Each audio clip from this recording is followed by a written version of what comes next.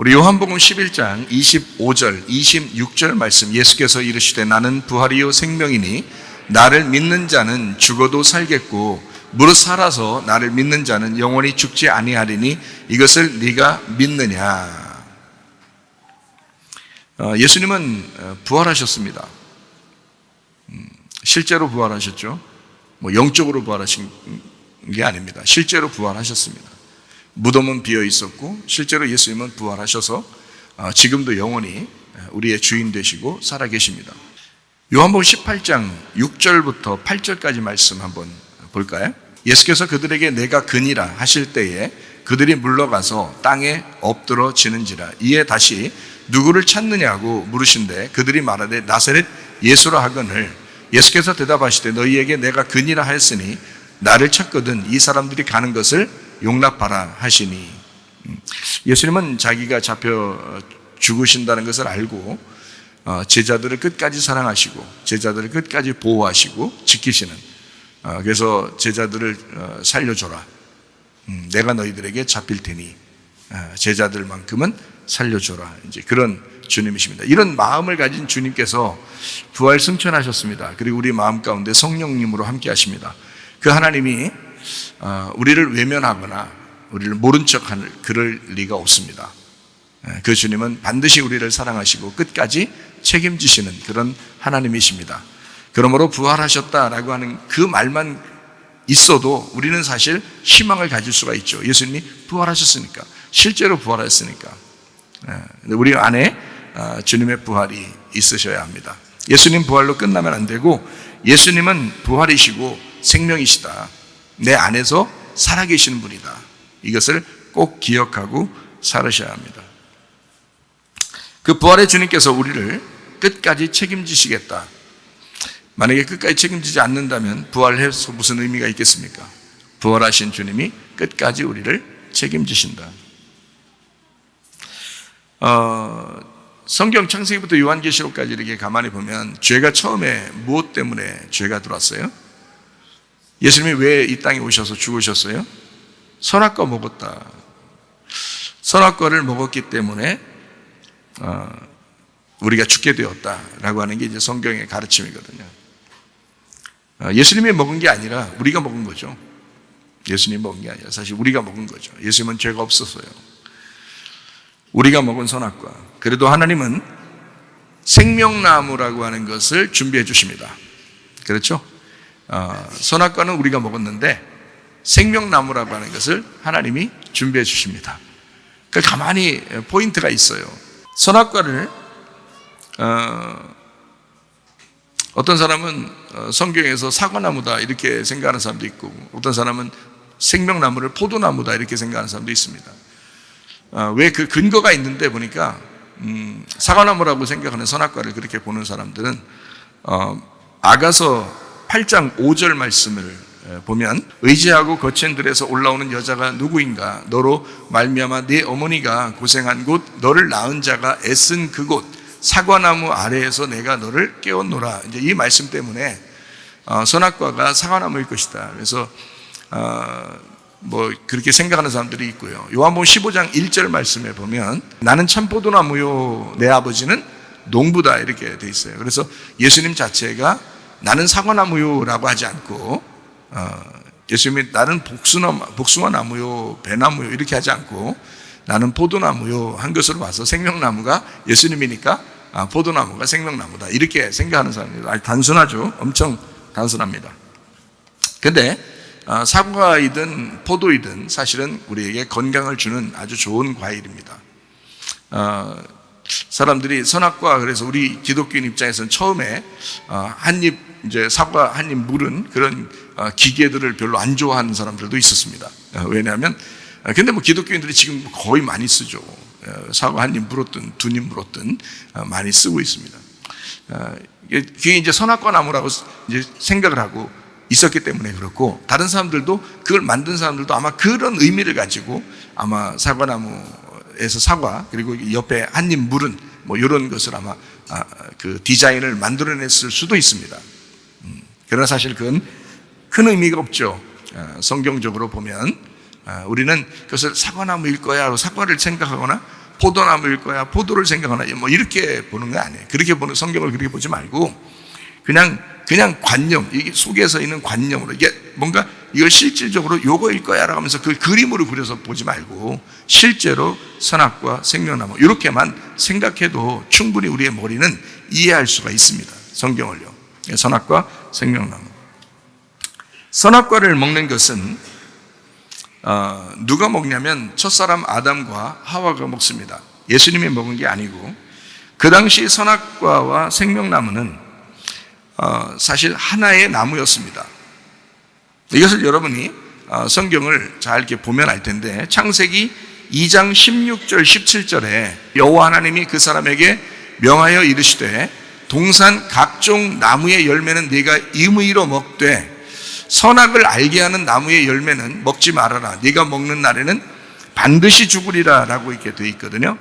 16절에 보면 각종 나무라고 이렇게 되어 있어요. 각종 나무. 이 각종이라는 게 콜이라는 단어입니다. 콜. 이게 남성 단수예요. 그러니까 하나를 얘기합니다. 남성 단수요. 그러니까 각종 나무, 그럴 때 그 나무가 에츠입니다. 이 에츠라는 이 나무, 남성 단수입니다. 그러니까 나무도 하나요, 각종도 하나예요. 그러면 이게 여러 나무를 우리는 생각하고 성경을 보고 있었지만 사실은 한 나무밖에 없었던 겁니다. 성경은 그러니까 우리가 이제 우리 상상으로 괜히 뭐 이럴 거야 그냥 보이는 식으로 성경을 보는 게 아니고, 성경은 하나의 목적을 가지고 하나님이 쓰신 거예요. 이 성경은 물론 나무가 많이 있었을 수도 있죠. 하나님이 뭐 각종 모든 열매들을 다 만들 수 있으시니까. 그런데 성경은 우리에게 창세기부터 요한계시록까지 하나의 줄기로 쫙 이렇게 설명하는 하나님의 마음, 하나님의 목적이 있었기 때문에 성경을 쓴 거예요.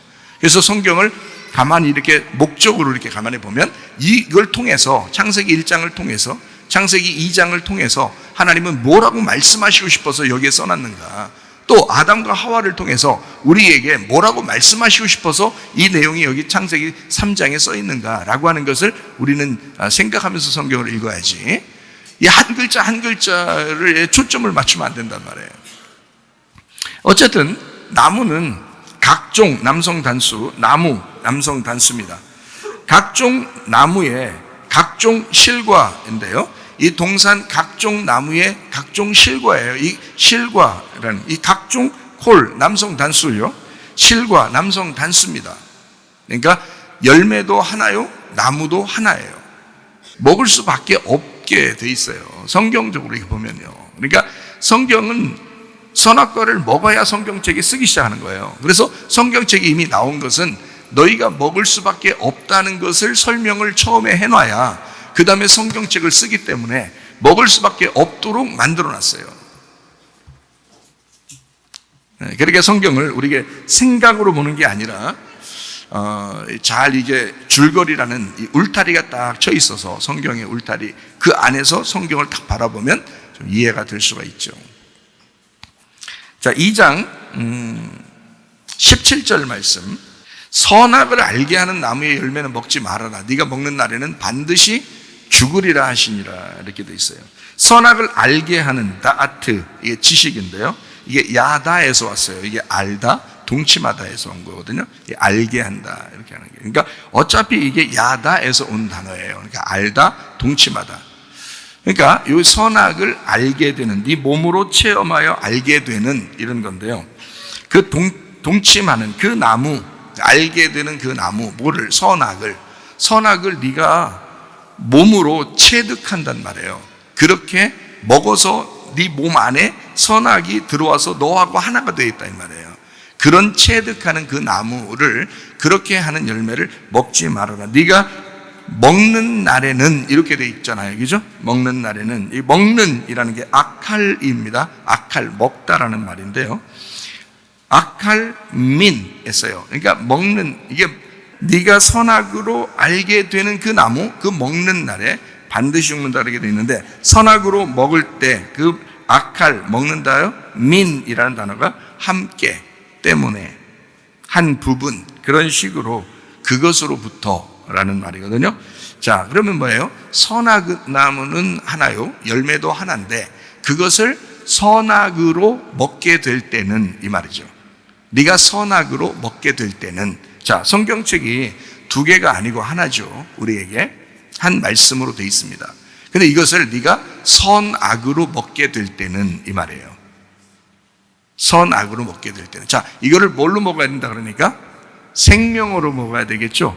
근데 이거를 네가 선악으로 먹게 될 때는, 그런 단어란 말이에요. 자, 선악으로 먹게 되면 어떻게 되냐? 너는 정령 죽으리라. 이 정령 죽으리라는 말은 반드시 죽으리라는 말인데, 이 반드시가 무슨 단어인지 아십니까? 반드시란 단어가 없어요. 반드시란 단어는 있는데 없어요. 반드시란 단어가 아니고 다른 단어예요. 죽는다, 죽으리라, 이 말이에요. 그러니까 반드시란 말은 죽는다라는 단어예요. 그리고 죽으리라는 단어가. 그러니까 어떻게 하면, 자, 선악을 알게 하는 나무의 열매는 네가 선악으로 먹지 말아라. 네가 그렇게 선악으로 만들어서 그렇게 먹게 되면은 너는 죽는다, 죽으리라 하시니라, 이 말이에요. 다시 말하면 이런 말이죠. 제가 우리 그 학생들하고 좀 뭐 가끔 탁구도 치고 그래요. 그러더니 이제 요즘 그 가장 어린 우리 학교 학생들, 가장 어린 학생들 두 명이 탁구를 치면서 자기들끼리 하는 말이에요. 이제 동혁이가 막 탁구를 치면서 스매싱을 막 탁 했단 말이에요. 근데 이제 이게 빗나갔어요. 빗나가니까 이쪽 이제 보구가 이제 이겼죠. 보구하고 동혁이가 둘이 치는데 동혁이가 스매싱을 했는데 튕겨 나간 거예요, 딴 데로. 그러니까 이제 보구가 이제 자기가 이겼잖아요. 그러니까 좋으니까 막 웃으면서 하는 말이, 동혁이가 동혁이 했네 라고 보구가 보고하더라고요. 제가 옆에 있었거든요. 그래서 막 웃더라고요. 동혁이가 동혁이 했네. 그 말은 다른 말로 말하면 무슨 말이에요? 동혁이가 동혁이었다, 그 말이거든요. 그러니까 우스갯소리죠. 그러면서 이제 보고가 보고했어요, 그렇게. 참 재미난 시간이었어요. 제가 그걸 딱 보면서 창세기 2장 17절이 생각이 난 겁니다. 죽음은 반드시 죽음하겠다는 겁니다. 선악과를 먹게 된 사람은, 선악으로 말씀을 보게 된 사람은 죽음으로 반드시 죽음하겠다는 거예요. 반드시 죽으리라, 그 말은 죽음으로 죽으리라, 그 말입니다. 죽음은 죽음하겠다는 겁니다. 아무도 그 죽음에서 벗어날 수 없도록 하겠다라고 하는 말씀입니다. 그러니까 반대로 하나님은 어떻게 하셔야죠? 하나님은 생명이시죠. 죽음이 아니고 생명나무시잖아요. 그러니까 생명은 생명하시겠다는 거죠. 생명나무 예수님께서 그래서 오시는 겁니다. 생명은 생명하시려고 이 땅에 오신 겁니다. 그러니까 선악과 나무를 먹을 수조차 없다는 게 아니라, 먹을 수도 있겠지만, 먹는다, 먹을 수 있겠다. 근데 이 나무의 열매를 선악으로 먹어서는 안 된다, 이런 말씀으로 이해해야 이 말씀을 성경 처음부터 연결고리가 이어져 갑니다. 거기서 막혀버리면 막 아담과 하와가 막 원망스럽죠.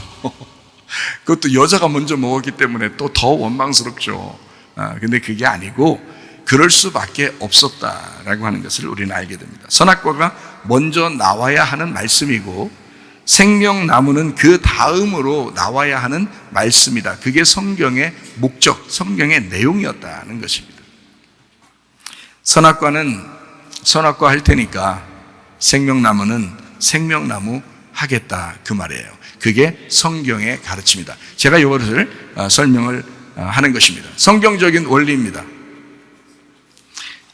죄인은 죄인일 수밖에 없고 그런 죄인을 하나님은 구원하실 수밖에 없다. 하나님은 하나님이시니까.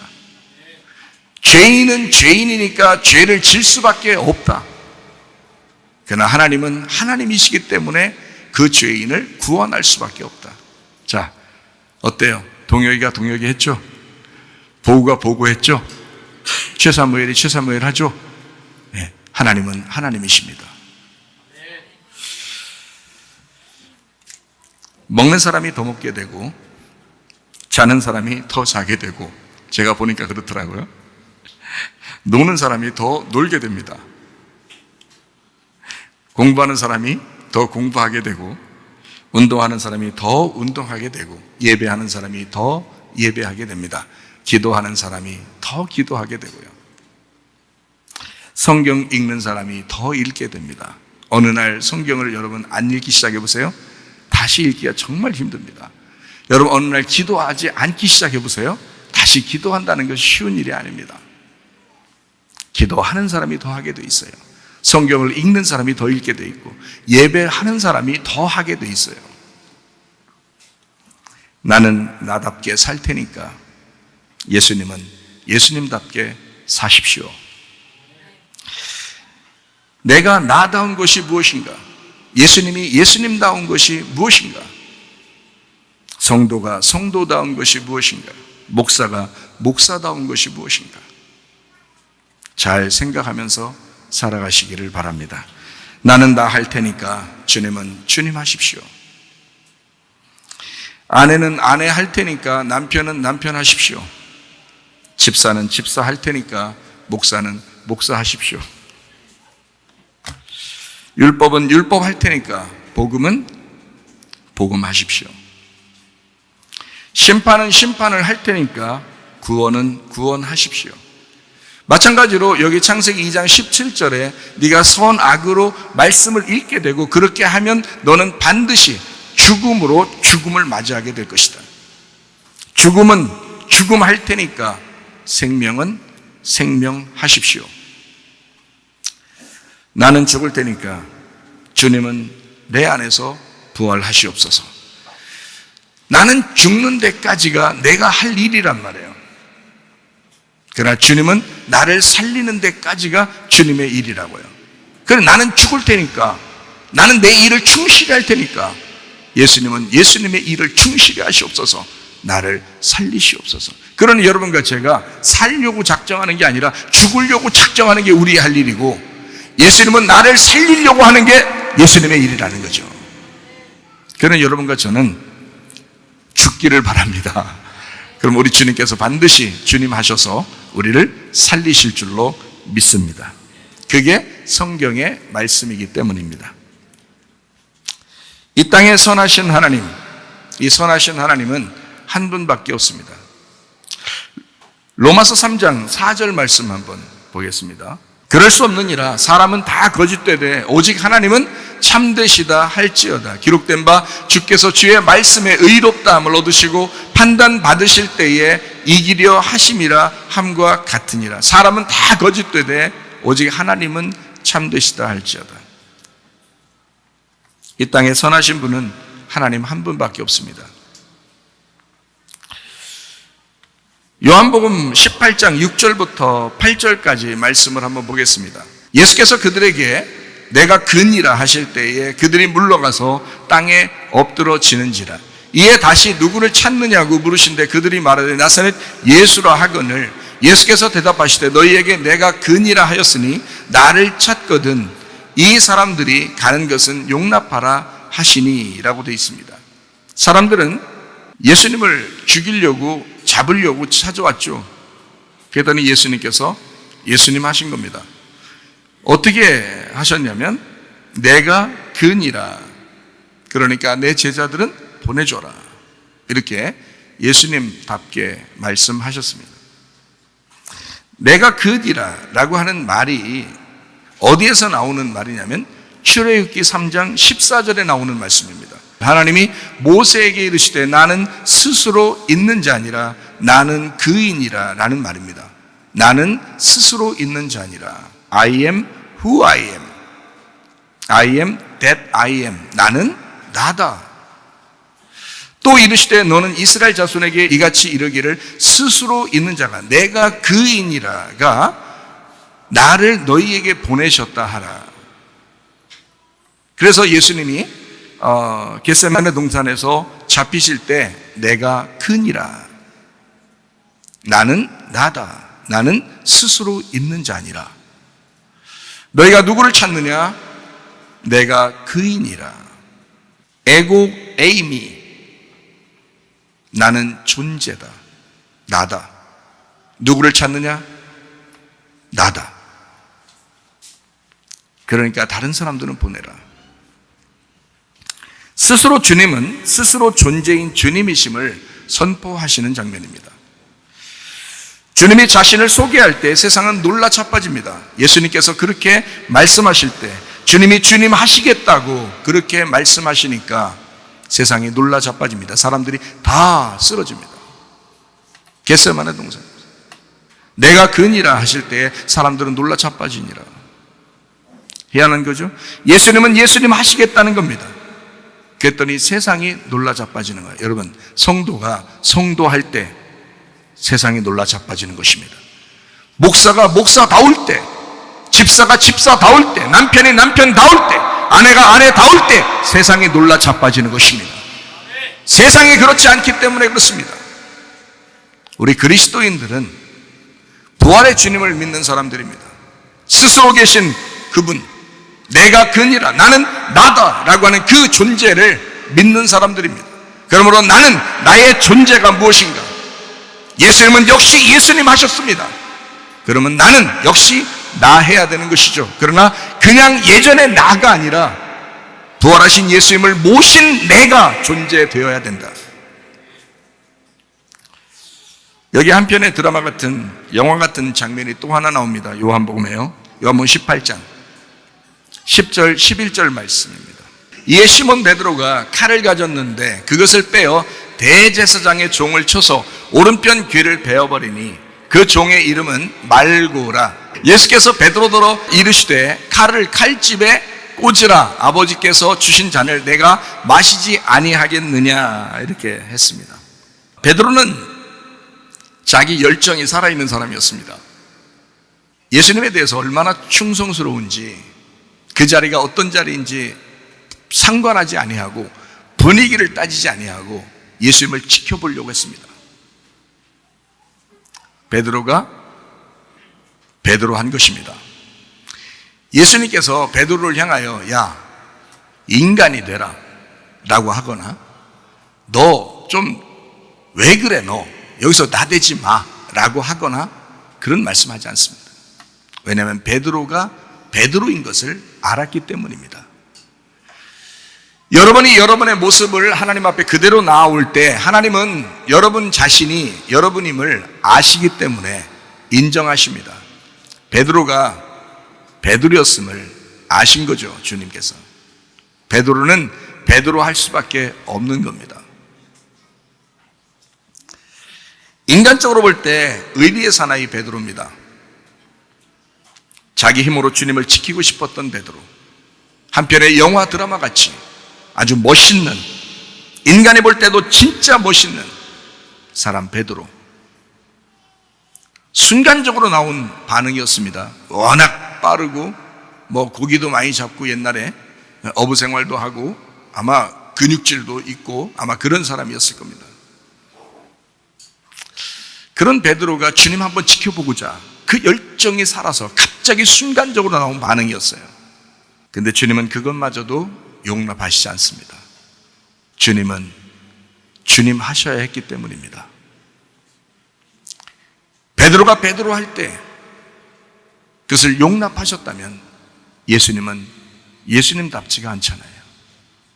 예수님은 예수님 하셔야 하기 때문에 그것을 용납하지 않는 것입니다. 너의 칼집에 도로 넣어라. 네 생각 속에 다시 집어넣어라. 네 마음 속에 다시 집어넣어라.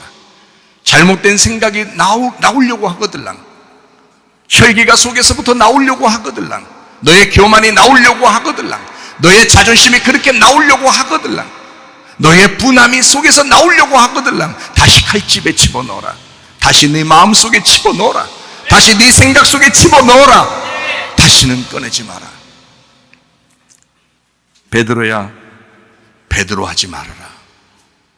그게 주님의 말씀이었습니다. 베드로야, 너는 베드로지. 그러나 베드로 하지 말아라. 베드로가 베드로 할 때 가장 멋있는 거고요. 주님은 주님 하실 때 가장 멋있는 겁니다. 그 가장 멋있는 생명의 주님께서 선하게 베드로를 깨우치시는 겁니다. 베드로야, 네가 베드로 하는 건 가장 이 세상에서 의리가 있고 멋진 거야. 그러나 생명의 나무로 볼 때는 그것조차도 네 속에 감추고 집어넣어야 하는 거야. 너의 선악으로는 사람을 살릴 수가 없어. 생명이 되어야 너를 살리는 거야. 너의 칼을 네 칼집에 다시 집어넣어라. 놀라운 말씀입니다. 주님은 주님 하시겠다는 겁니다. 인간이 자기 성질대로 살기는 쉽습니다. 인간이 인간되어 자기 멋대로 사는 사람이 어디 한둘입니까? 인간은 원래 화도 잘 내고 자아중심적이고 자기가 망가지는 걸 알면서도 자기를 망치면서 살아가는 게 인간입니다. 그래서 지식이 힘이라고 그런 겁니다. 알아야 된다. 네가 몰라서 그러는 거야. 그래서 죄는 모름에서 나오는 겁니다. 남편과 아내가 서로 알아가야 하고, 부부 생활도 알아가야 하고, 부모 자녀 가정 생활도 서로 알아가야 합니다. 몰라서 그런 겁니다. 예수님을 제대로 몰라서 그렇습니다. 대화하는 기술도 알아야 하고, 사람들과 좋은 관계도 알아가야 하고, 장사하는 방법도 알아가야 하고, 잘잘못을 알아가야 하고, 선과 악을 구별할 줄도 알아야 합니다. 선악의 개념을 알게 된 것이 얼마나 좋은 것인가, 얼마나 다행스러운가. 선악으로 말씀을 알고 먹게 되는 것은 지극히 정상적입니다. 왜냐하면 우리는 우리이기 때문에 그렇습니다. 그러나 성경은 거울과 같아서 나를 그렇게 보라고 하는 말씀이지, 다른 사람을 그런 선악으로 판단해서는 안 된다고 말씀하는 것입니다. 마태복음 7장 1절에서 5절까지 말씀입니다. 비판을 받지 아니하려거든 비판하지 마라. 너희가 비판하는 그 비판으로 너희가 비판을 받을 것이요, 너희가 헤아리는 그 헤아림으로 너희가 헤아림을 받을 것이니라.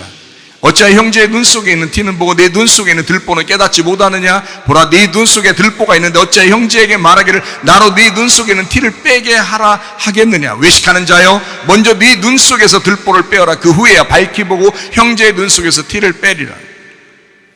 말씀은 분명합니다. 나를 바라보라는 거예요. 하나님의 말씀을 통해서 나를 바라보라. 그러니까 우리 속에는 늘 성령님이 필요합니다.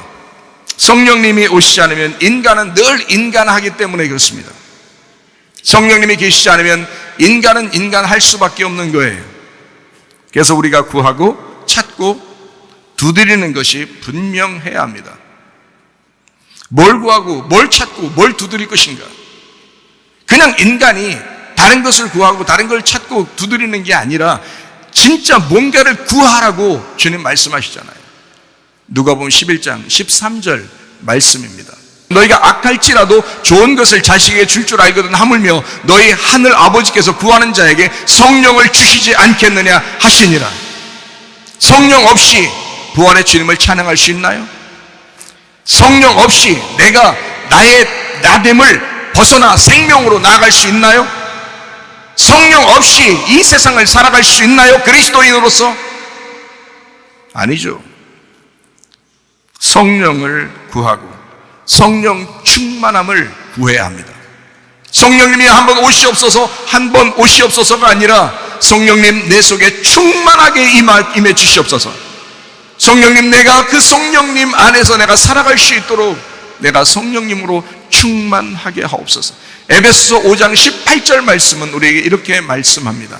술 취하지 마라. 이는 방탕한 것이니 오직 성령으로 충만함을 받으라. 너 성령 충만하지 않으면 술 취하게 되니 술 취하지 마라. 성령의 충만을 받아라.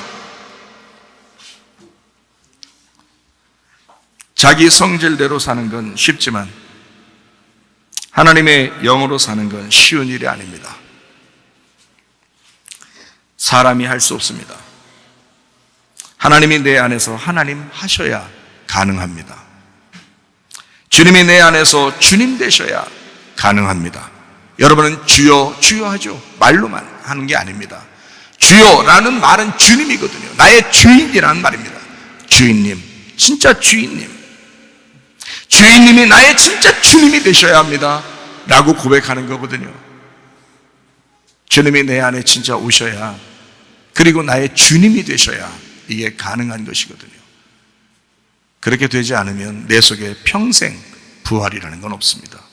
예수 그리스도가 예수님이 되셔서 나의 주인이 되셔서 주님이 주인 되시면, 그러면 내 속에는 늘 부활이 있는 것입니다. 마가복음 14장 30절 말씀이요. 예수께서 이르시되 내가 진실로 네게 이르노니 오늘 이 밤 닭이 2번 울기 전에 네가 3번 나를 부인하리라. 닭이 2번 울기 전에 3번 부인하리라. 베드로가 베드로 하는 것입니다. 이게 과연 우연일까? 닭 울음소리가 만약에 먼저 들려왔다면 그래도 베드로가 부인할 수 있었을까? 이 말을 먼저 했기 때문에, 예언의 말씀처럼 앞에 먼저 했기 때문에, 베드로가 3번 부인하기 전에 이야기한 내용이기 때문에 만약에 닭 울음소리가 먼저 울려왔다면 그럼 베드로가 그렇게 3번 예수님을 부인할 수 있었을까? 아니죠. 베드로가 베드로 해야 되기 때문에 주님은 그것을 용납하시는 겁니다. 절대 닭 울음소리가 베드로가 3번 부인하기 전까지는 울리지 않는 겁니다. 우리는 항상 그런 위험한 상황 속에 살아가고 있지만 선악과적인 우리가 넘어지려고 작정되었다면 말씀이라는 닭 울음소리가 들리지 않습니다. 이상하게 넘어집니다. 말씀보다 먼저 행동하는 베드로, 우리 자신, 모든 것이 드러나는 순간 엉터리 신앙, 거짓 믿음, 얼마나 비참하고 초라했을까 베드로가. 그러나 하나님은 그런 비참하고 초라한 베드로를 만들고 싶었던 겁니다. 그래야 그 베드로에게 주님이 주인하시거든요. 이해가 되십니까? 한꺼번에 무너져 내리는 나의 건축물들, 한 조각도 남지 않은 것 같은 우리의 영적 생활들, 베드로는 그때 무너졌을 것입니다. 그래서 닭 울음소리가 필요합니다. 우리에게는 나를 무너뜨리고 예수님을 기억하게 만드는 귀한 나팔 소리, 나를 나 되게 만들어 죽여 없애버리고 주님을 주님 되게 하여 나의 주님으로 살게 하려는 그 닭 울음소리, 그것이 베드로에게만 필요한 것인가? 아니죠. 오늘 말씀을 듣는 여러분과 저에게도 필요한 것입니다.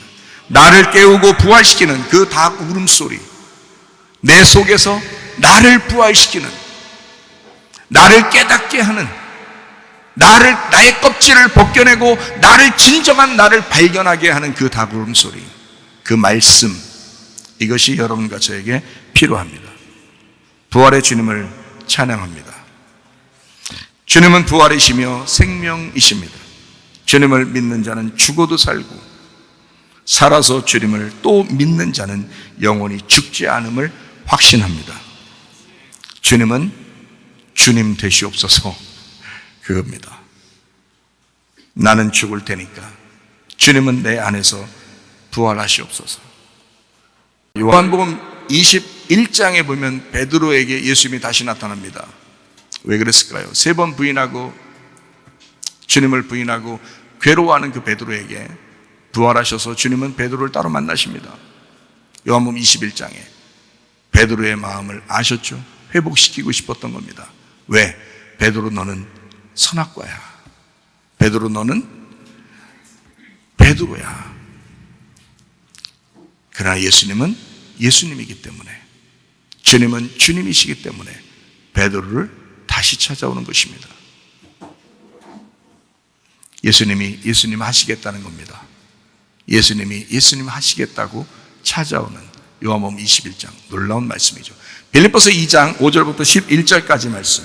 너희 안에 이 마음을 품으라. 곧 그리스도 예수의 마음이니 그는 근본 하나님의 본체시나 하나님과 동등됨을 취할 것으로 여기지 아니하시고 오히려 자기를 비워 종의 형체를 가지사 사람들과 같이 되셨고 사람의 모양으로 나타나사 자기를 낮추시고 죽기까지 복종하셨으니 그 십자가에 죽으십니다. 이러므로 하나님이 그를 지극히 높여 모든 이름 위에 뛰어난 이름을 주사 하늘에 있는 자들과 땅에 있는 자들과 땅 아래에 있는 자들로 모든 무릎을 예수의 이름에 꿇게 하시고 모든 입으로 예수 그리스도를 주라 시인하여 하나님 아버지께 영광을 돌리게 하셨느니라. 예수 그리스도가 우리의 주인 되셔야 합니다. 나는 나이지만, 나는 죄인이지만, 죄인은 죄인 될 수밖에 없지만, 그래서 죽음은 죽음을 하셔서 나를 죽이려고 하는 거지만, 예수님은 예수님 하셔서 나를 살리려고 하는 것이죠. 이해가 되시겠습니까? 주님은 주님 하시겠다고 하는 것입니다. 부활, 그러면 가만히 생각해 보면 예수님의 부활을 우리가 생각을 하게 되죠. 그래서 제가 성경을 이렇게 보면서 성경의 모든 죽음의 가르침이 무엇일까? 죽음이 있어야 부활하는 거니까 죽음의 가르침이 무엇일까? 그 죽음은 어디가 끝일까? 그 죽고 나면 어디로 다 묻히냐면 무덤으로 가요. 무덤으로. 그러면 그 무덤에서 그게 마지막일까? 아니죠. 그 무덤에서 벗어나는 그 부활이 있어야 된다. 그러니까 육신의 죄가 끝나고 나의 삶이 다 마지막 가는 그 종착역, 거기가 무덤이거든요. 그 무덤 있는 곳. 그 무덤으로 가면 내 모든 죄가 다 끝나는 거예요. 그러니까 그 무덤이 어떤 장소가 되냐면 천국의 관문이 되는 거죠. 천국의 장소가 되는 겁니다. 자, 무덤, 사람들은 무덤에 가는 게 무섭지만 우리 그리스도인들은, 하나님을 믿는 사람들은 무덤에 가는 게 기쁜 거죠. 왜냐하면 무덤에 가면 거기가 천국의 문이 되니까. 사망의 문이 곧 천국의 문으로 바뀌는 놀라운 장소가 무덤이거든요. 그러니까 무덤은 마치 노아의 방주 같아요. 노아 방주에 하나님이 노아 식구들을 다 들어가라고 했어요. 그죠? 그러면 노아 방주에 들어갈 때 노아가 아이고 나 죽었구나, 노아 방주 들어가면 나는 이제 이 방주에 들어가면 난 끝났다, 우리 가정은 끝났다, 이러고 들어가는 거예요? 아니에요. 희망을 가지고 들어가는 겁니다. 어떤 희망? 노아 방주, 노아 홍수가 끝나면 그러면 이 방주에서 나는 부활하리라 라는 소망이 있는 거죠. 방주 안에서 끝까지 죽을 때까지 거기서 산다면 그 문제가 있죠. 근데 홍수가 끝나면, 심판이 끝나면 거기서 반드시 부활하여 나온다고 하는 사실을 소망을 갖는 거예요, 이 노아가. 그러니까 노아 방주에 들어가는 동물들은 다 같이 사는 거죠. 자기들은 죽는 그 관처럼, 무덤 안에 관처럼 딱 들어가는 것 같지만 알고 보니까 그게 생명의 문이었다는 거죠.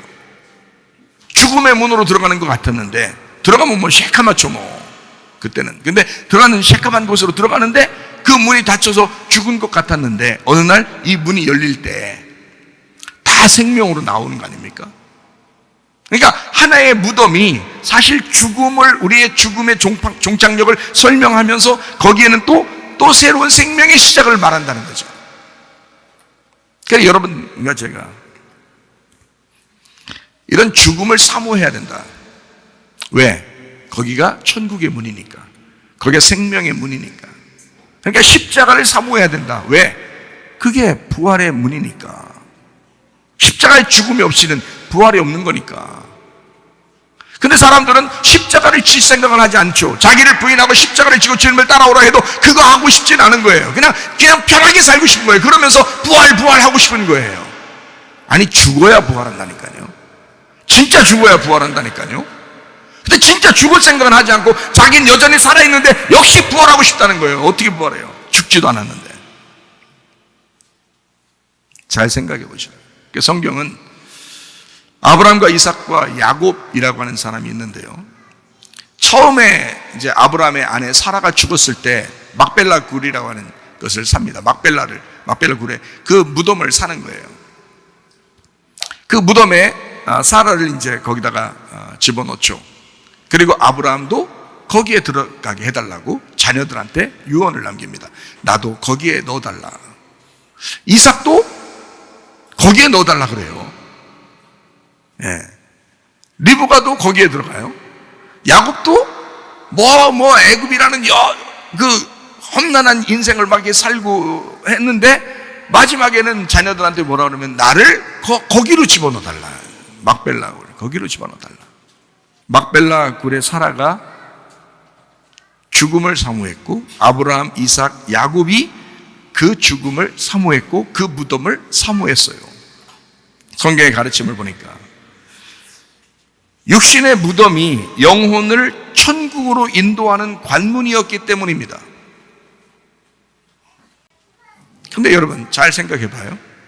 예수를 믿게 되는 그 순간부터 조금 우리는 다릅니다. 잘 생각해 보면 예수님은 영적으로만 부활하지 않았기 때문입니다. 예수님은 실제로 부활한 거예요. 그럼 이게 의미가 있는 거야. 그래서 우리가 교회 나와서 예배 드리는데요, 이게 참 의미가 있다는 거죠. 만약에 구약에 있는 사람들처럼 또는 신약이나 지금도 많은 사람이 죽음 가운데 있습니다. 수많은 사람이 지금 죽고 있대요. 더 많이 죽고 있답니다. 아주 얼마나 많이 죽는지. 연세 드신 분들 진짜 조심해야 된다는 거예요. 갑자기 그냥 돌아가신다는 거예요. 엄청 많이 돌아가시고 있대요. 친구 목사가 하는 말이, 야, 말도 마, 지금 엄청나게 죽고 있어. 막 이러더라고요. 근데 제가 친구 목사, 부모가 돌아가셔가지고 장례식장에 또 갔더니, 그냥 119 차가 그냥 계속 들어오는데요. 제가 들어갈 때 보니까 10대가 서 있더라고요. 10대가. 119 차 병원에. 앞에 응급실에요. 그런데 또 나올 때 보니까 계속 들어오는 거예요. 119 차가요. 이거 어디서 오는 거예요, 이게? 요양원이나 이런 데서 오지 않겠어요? 엄청 많이, 너무 많이 죽으니까 이게 장례식이 막 5일장으로 지금 하고 있다. 이런 얘기도 하고 그러잖아요. 예수 믿는 사람은 조금 다르게 생각을 해야 된다. 예수님은요, 실제로 부활하셨습니다. 실제로. 그래서 저는 이렇게 생각을 해요. 성경에 나와 있는 모든 죽음, 그리고 그 사람들은 부활하지 못했다. 여기서 살아나서 몸을 가지고 물론 나사로가 한번 요한복음 11장에 나는 부활의 생명, 예수님께서 그렇게 말씀하셔서 나사로가 딱 걸어 나왔죠? 죽었는데 막 걸어 나왔단 말이에요. 놀랍죠? 그러고서 나사로가 안 죽었더라 이런 말이, 이게 그 성경 그런 말씀도 없고, 그 다음에 바로 얼마 있다가 나사로가 또 죽었더라 이런 말도 없어요. 그런데 이 나사로가 죽었을까 안 죽었을까요? 나중에 죽었어요. 다 죽는 거니까. 인간은 다 죽는 거예요. 지금도 다 죽고 있으니까.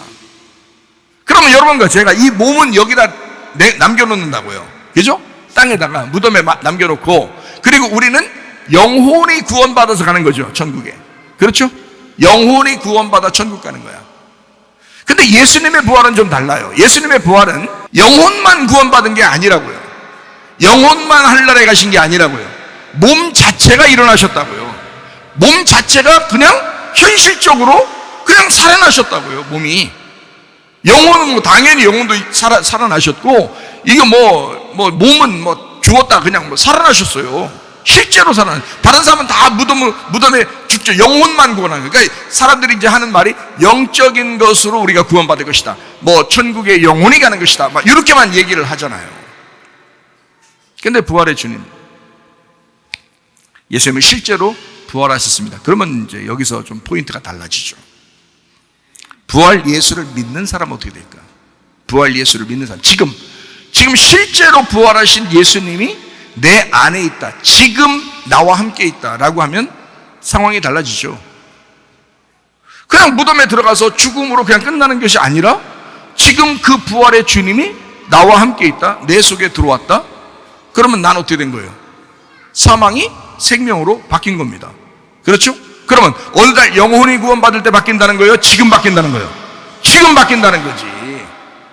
그러니까 이 부활은 어느 날 예전에 있었던 2000년 전에 있었던 예수의 부활이 지금 나하고 상관이 없는 게 아니라 그 예수가 실제로 부활했기 때문에 지금도 실제로 우리 속에서 부활이 있어야 된다는 거지. 지금도 실제로, 지금 현재, 지금 계속해서 매일마다 지금 부활이 있어야 된다 이 말입니다.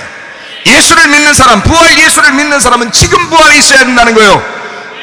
부활 예수를 믿는 사람은 매일 부활이 있어야 된다는 거예요. 모르는 사람은 알므로 살아나야 되는 것이고, 미련한 사람은 지혜를 얻어서 다시 배워나가면서 그것이 다시 살아나야 된다는 것이고, 질병은 치유를 받으면서 살아나야 된다는 것이고, 어둠은 빛으로 인도돼야 된다는 것이고요. 세상의 거짓에 속아 얽매였던 우리가 진리를 듣고 자유케 되는 부활이 우리의 속에서 지금 있어야 된다. 사망했던 영혼이 새 생명으로 다시 살아나야 된다.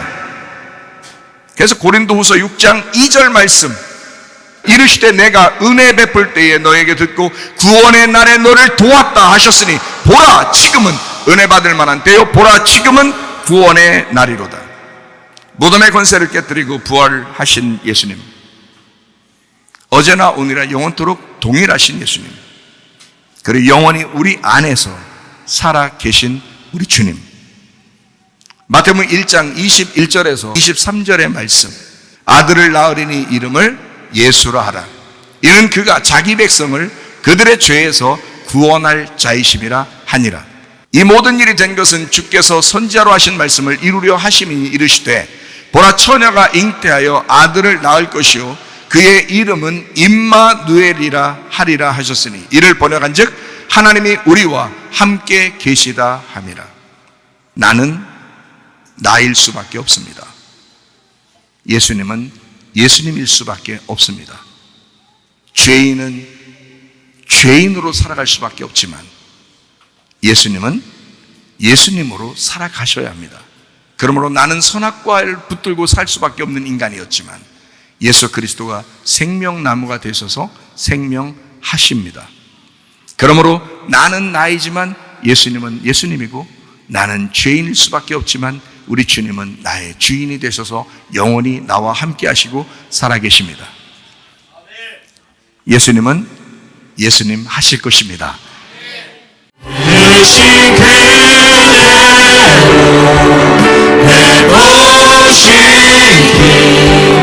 우리의 창조주 그리스도 십자가의 길로 아버지 뜻 이루셨네. 그가 이 땅에 오신 이유 이제 우리에게 맡겨진 그 소망 그 사랑 그 생명 아름답고 눈부신 십자가의 길 우리가 이 땅에 살아갈 이유. 우리 한번 기도하겠습니다. 우리 하나님 앞에 기도합니다. 하나님, 나는 나일 수밖에 없습니다. 그러나 주님은 주님 하셔야 합니다. 나는 선악의 죄에 묶여있는 사람이었으나 생명나무는 생명하셔야 합니다. 그러므로 우리 주님, 나에게 주인 되셔서 우리의 가정을 인도해 주시옵소서. 우리의 교회를 인도해 주시옵소서. 임마누엘 하셔서 우리와 함께 영원히 계시옵소서. 뒤에도